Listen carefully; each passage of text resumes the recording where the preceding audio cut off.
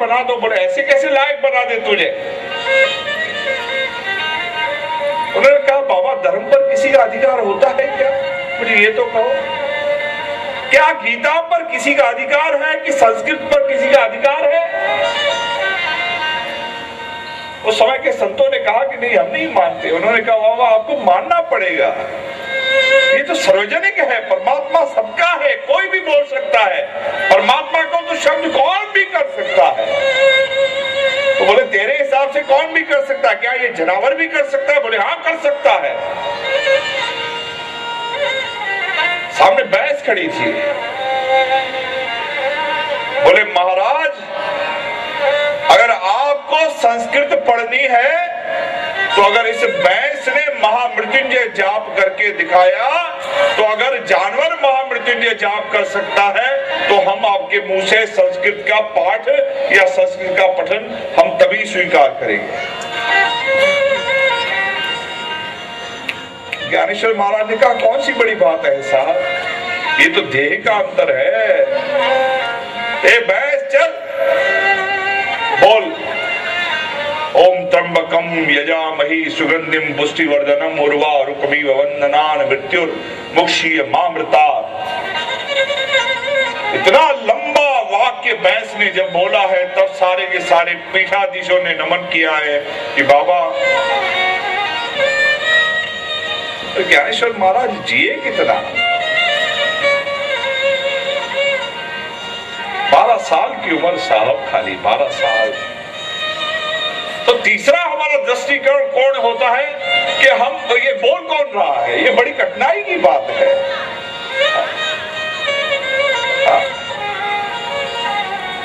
ये तो हमें गद्दियों पर बिठाया गया है तो आपको फिर भी थोड़ा सा दृष्टिकोण आपका बदली हो गया है।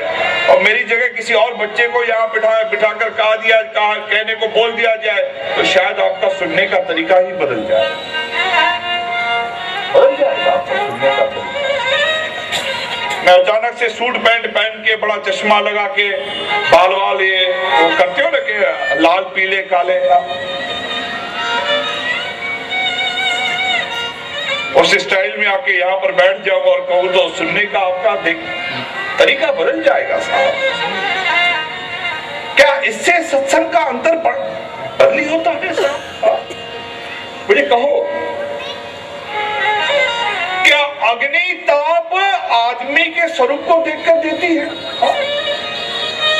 कि औरत है तो ताप अलग होगा, पुरुष होगा तो ताप अलग होगा, छोटा होगा तो ताप अलग होगा, बड़ा होगा तो ताप अलग होगा। वायु चलेगी तो छोटे के लिए वायु जरा तेज चलेगी और बड़े के लिए जरा आसान चलेगी। ऐसा है क्या? ऐसा है कि खाना छोटे ने खाया तो बड़े ने खाया तो अलग होगा। हमारे दृष्टिकोणों में अंतर है साहब। बोलो जय श्री कृष्ण। जय श्री कृष्ण।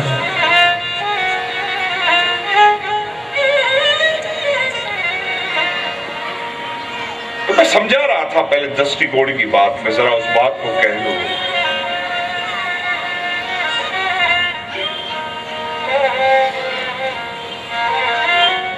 जब एकनाथ जी के बीच और हनुमंत जी के बीच इस बात का वाद विवाद बढ़ गया तो उन्होंने कहा किससे पूछे, चले राम के पास। दोनों श्री राम जी के शरण में बैठे हैं, जानकी जी भी बैठी है। आकर कहा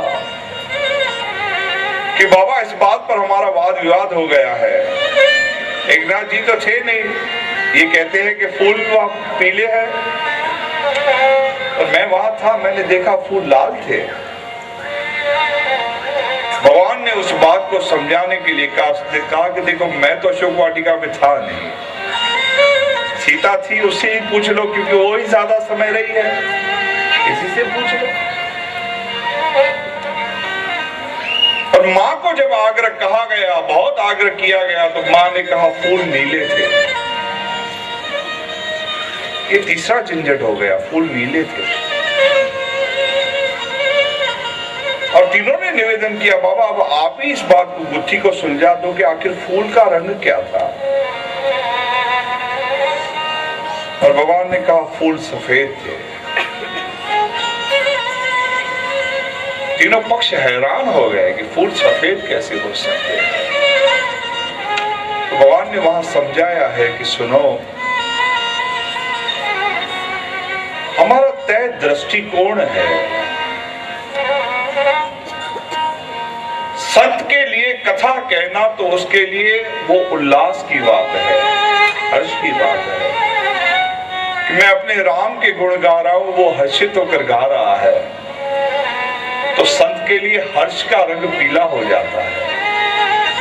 और हनुमंत, आप जब गए ना तो आप बड़े गुस्से में थे, और गुस्से वाले व्यक्ति की आंखों में हमेशा लाल रंग ही आता है, इसलिए आपको हर व्यवस्था लाल दिखाई दे रही थी। काश काट ही डालो, मार ही डालो। और मां सीता वो दुख में थी, और दुखी व्यक्ति को हर चीज नीली नजर आती है। और बोला आपको सफेद क्यों? बोले परमात्मा के लिए सब व्यवस्था समान होती है, इसलिए परमात्मा को हर व्यवस्था सफेद ही नजर आती है। तो सबसे पहली बात है, आप सत्संग में आपका दृष्टिकोण क्या है, वो बड़ा महत्व रखता है, बड़ा महत्व रखता है। भाई एक बात समझ लो,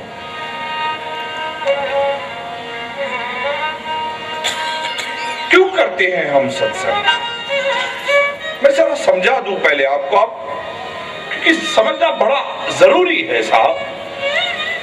मुझे बड़ा अजीब लगता है, आप मोबाइल फोन ये वो सब लेकर सत्संग में बैठते हो, या बच्चे खेल रहे हैं, वहां बच्चे खेल रहे हैं, कोई कहीं से घूम रहा है, कोई कहीं से घूम रहा है। मुझे आपत्ति नहीं है साहब, ये मत समझना कि मैं आक्षेप कर रहा हूं या आपत्ति ले रहा हूं। बात आपत्ति की नहीं, बात आपके प्राप्ति की है। बात आपत्ति की है ही नहीं साहब। हमें क्या चाहिए आखिर? क्या चाहिए? जब तक आपके भीतर अपनी शक्ति नहीं बनी,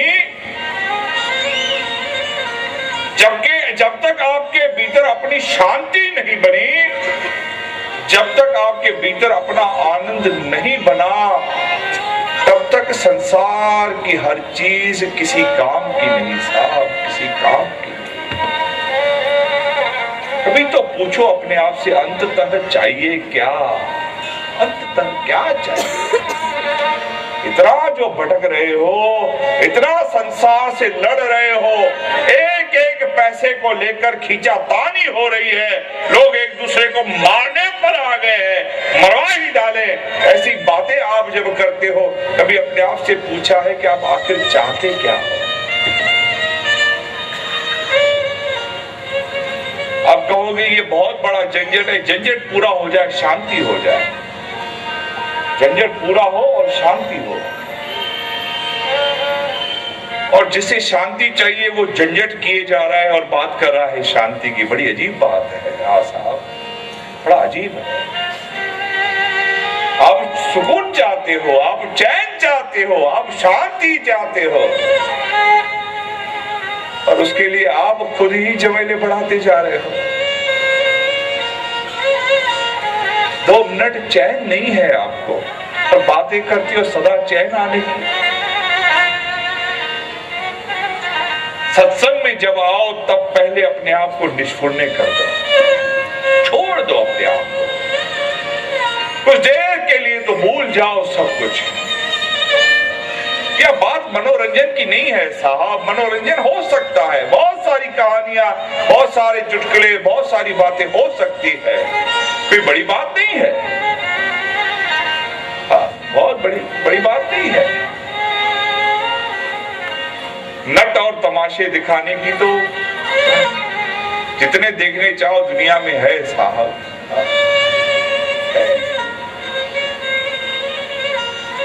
मैं लोगों को कहता हूं कि अपने आप को अगर आपको आकर्षित दिखाना है ना, अगर एक बार चाहते हो कि सारी दुनिया आपको देखे, और कुछ मत करो, आधा सर मुंडवा के बाहर रास्ते पर चले जाओ, अपने आप दुनिया पूछेगी क्या हुआ।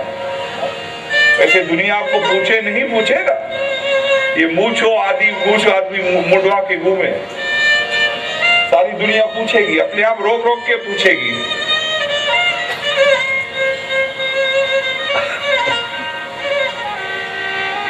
और इसमें भी आश्चर्य मत समझना कि 10 लोग आपका ऑटोग्राफ लेने के लिए खड़े ना हो जाए, इसमें भी आश्चर्य मत समझना, वो भी लेंगे। और ऐसे भी लोग हैं पास में खड़े रह के फोटो खिंचवाएंगे, एक पगले के साथ हमारा भी फोटो हो जाए। कोई बड़ी बात नहीं है इसमें साहब, लेकिन सत्संग हम इसलिए कर रहे हैं कि आपको अंततः का लाभ हो जाए, आपके भीतर वो संतोष धीरे धीरे धीरे धीरे धीरे धीरे बढ़ता जाए, तो ही काम है सत्संग के। तो क्या मैं एक ही कह दूं, तो क्यों कहूं, एक ही कहूं। ये बात है दो पार्टों की, एक है बाती बाती के झंझट जिसे आप दुर्गुण कहते हो, एक है बाती बाती के सद्गुण। बस ये है कि आपके भीतर के उस दुर्गुणों को धीरे धीरे धीरे धीरे धीरे धीरे धीरे बाहर निकालना है, सद्गुणों को धीरे धीरे धीरे धीरे अंदर भरना है। एक जगह खाली होगी तो दूसरी जगह भरी जाएगी साहब, और आप अपनी जगह खाली ही नहीं कर रहे हो, यही बड़ी कठिनाई है सत्संग में। कभी सोचा है इतने सत्संग हो रहे हैं लेकिन असर नहीं पड़ रहा। लाखों लोग सत्संग रोज सुन रहे, लाखों क्या करोड़ों लोग सत्संग सुन रहे हैं, क्यों असर नहीं पड़ रहा? हमने अपनी जगह को रोक रखा है। मैंने पिछले एक सत्संग में बात कही थी,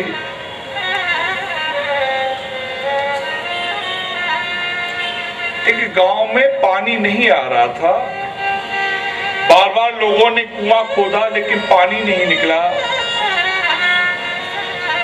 एक दिन एक महात्मा वहां से गुजरे, उसको आकर उन्होंने निवेदन किया कि बाबा यहाँ पर पानी नहीं आ रहा है, कृपा करो।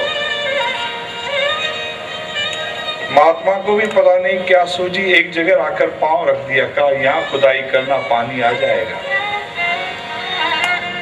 खुदाई हुई, महात्मा तो चले गए और गांव, और बड़ा शीतल और मीठा जल आ गया। सब गए, महात्मा को कहा कि बाबा आपकी कृपा से शीतल जल तो आ गया है, लेकिन हम चाहते हैं आप आओ, क्योंकि आपकी कृपा से ये सब हुआ है। आप आओ, आप आओ तो ये जल सारे गांव को मिले, तब तक गांव रुका रहेगा। आप आओगे तो सारे गांव को हम जल देंगे। महात्मा ने कहा कोई दिक्कत नहीं, कल आ जाता हूं मैं, क्योंकि इतना भी इंतजार करवाना अच्छा नहीं रहता। आता हूं कल, सवेरे ही पहुंच जाता हूं।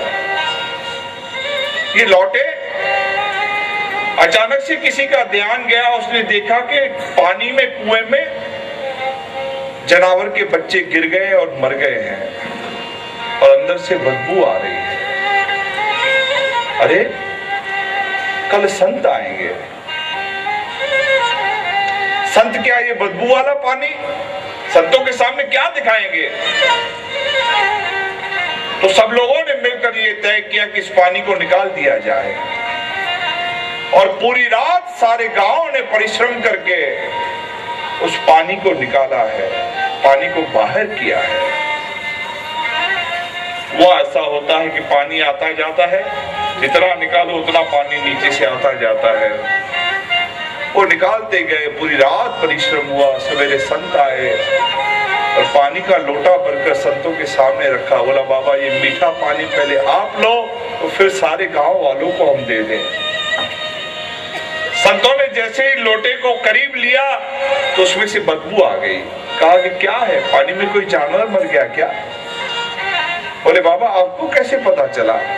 बोले बदबू आ रही है। बोले अभी तक आ रही है? पूरी रात हमने इसे पानी को निकालकर साफ किया है। तो संत ने पूछा वो जानवर मरा हुआ निकाला कि नहीं निकाला? पानी तो साफ किया, लेकिन मरा हुआ जानवर, बोले बाबा वो तो अंदर ही है। बोले जब तक वो मरा हुआ जानवर अंदर है, जितना भी नया पानी डालोगे वो भी तो दुर्गंध वाला होगा। ये बड़ा कष्ट है साहब। हमारे अंदर एक जानवर मरा हुआ है, अंदर दुर्गंध है। आपने अपने भीतर के स्वभाव को बड़ा कठोर और कठिन बनाकर रखा है। ऐसे में संतों का सान्निध्य और सत्संग क्या असर करेगा? ये तो ऐसा हो रहा है कि अंदर अगर जहर है, जहर में जितना भी और अमृत मिलाया जाए तो वो अमृत भी अपने आप में जहर बनता जाएगा, जहर बन जाएगा। नहीं तो सत्संग करने वाले के ऊपर कोई प्रभाव नहीं पड़े, ये संभव ही नहीं साहब, संभव ही नहीं। सत्संगी अपने आप में 7 गुण लेकर चलता है। सत्संगी धीरे धीरे लोभ रहित हो जाता है, उसे परवाह नहीं रहती, जो आया कोई फर्क नहीं पड़ता, उसकी लालच नहीं बढ़ती। परमात्मा देता रहता है, जिसके भीतर सत्संग होता है परमात्मा लगातार देता रहता है, उसे कोई फर्क नहीं पड़ता, उसको लोभ नहीं बढ़ता। सत्संग का पहला प्रभाव होता है कि जीव का लोभ गुम हो जाता है, गायब हो जाता है, लालच निकल जाती है। आया नहीं आया कोई फर्क नहीं पड़ता, मैं मौज में हूं।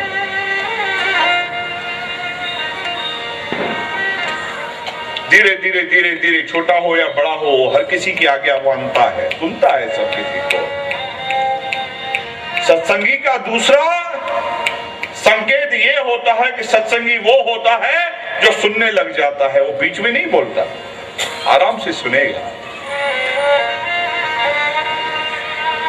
मैं आचरण बता रहा हूं।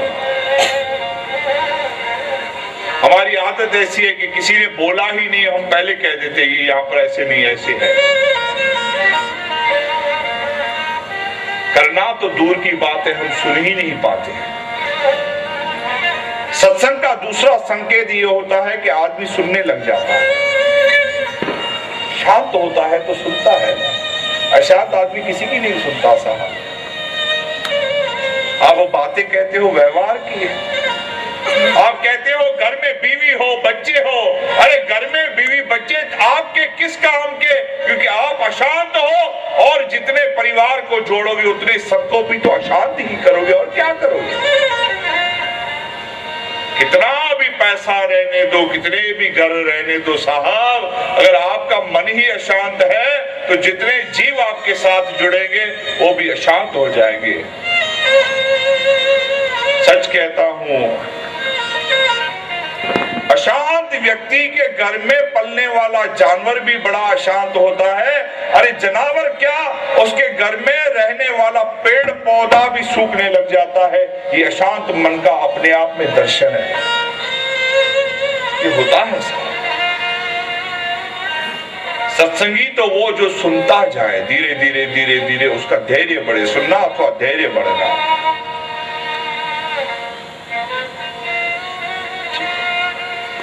बोला ना